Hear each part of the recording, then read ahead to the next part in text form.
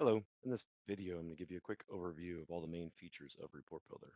I'll start by logging in on the website. And one of the things you'll notice is that I'm logging in with my Salesforce username and password. So there's no installation necessary or anything like that. You don't need to set up users. You can log right in. One of the main tabs in Report Builder is the Reports tab. So this brings up all your reports in Salesforce as well as any reports you've created in Report Builder. I'll go ahead and just click one, and I'm going to go ahead and run it. That'll bring in all the data as well as any charts that are on there. From here, I can do a number of customizations. I can customize the look and feel of the chart.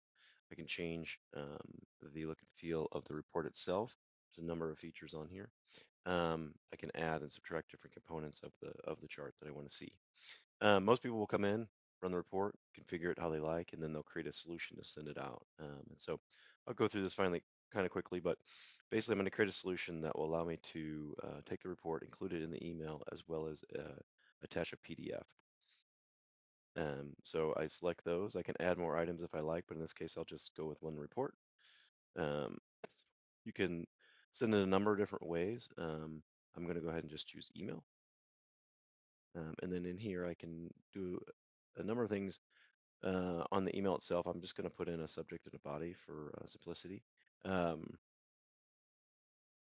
Click next. I can set it up on a schedule a number of different ways. I'm going to leave the default for every weekday at 5 a.m. And then there's a couple other options like don't send if the report is empty. So that's how you go from a report to a solution. You can then preview the solution if you like. And what that'll do is it'll go out, run the report, create the PDF, and merge it into the email so you can kind of see what it would look like.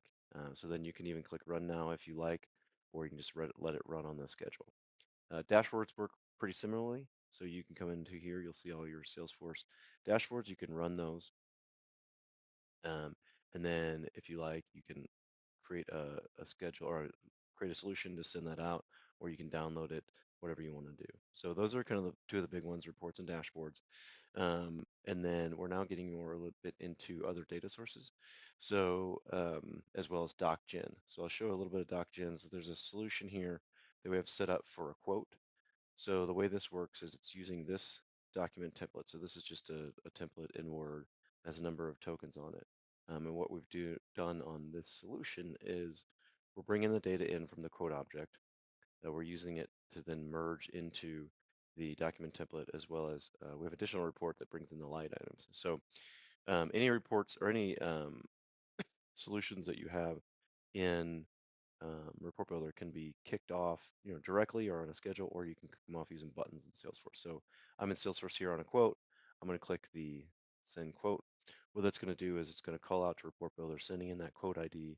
It's going to run that solution just for that quote. So it's going to take all the data from the quote line items, and merge that into my document that we showed before, but now with all the data merged. So you've got multiple line items, brings in all the customer details, and then from there, if I like, I can click send and it'll send it out. So that's a quick overview of the DocGen, and then we're now doing a lot with AI as well. So if you run AI as well as data sources. So one of the things you can do now is you can connect to additional data sources, not just Salesforce. So these are the 35 that we support out of the box, but we have a partnership with a company called CData that allows us to connect to over 200. So if there's any that we don't currently support, you can put in a request and we can add that. I have a data source already set up for ServiceNow. So, and I've got a report already created of the ServiceNow incidents. So if you look inside of ServiceNow, you'll see all of the incidents within there. I can click run. And what it'll do is it'll go out and grab all the data from there and bring it into a report. And now I can do anything I want with that. I can add it to a dashboard. I can send it out. For here, I'm going to do analysis. So I'm going to have AI run an analysis on this report. So I'm going to say, hey, basically look at the report, find trends, make recommendations, and keep your response to less than 100 words. So that's kind of what it's done. It's taken all this data in here and it's summarized it for me and given me some recommendations. So that's how the AI works. You can also create agents that then work just like that, and they can be tied to the solution. So you could have, a solution that brings in data from a report from a couple different places, or maybe two reports to compare, and then you can have an agent do similar what's going on here. You can have it do analysis and provide that, and that can be included in the document or the email, whatever you like. So that's pretty quick, but that's an overview of really the main features and functions of Report Builder.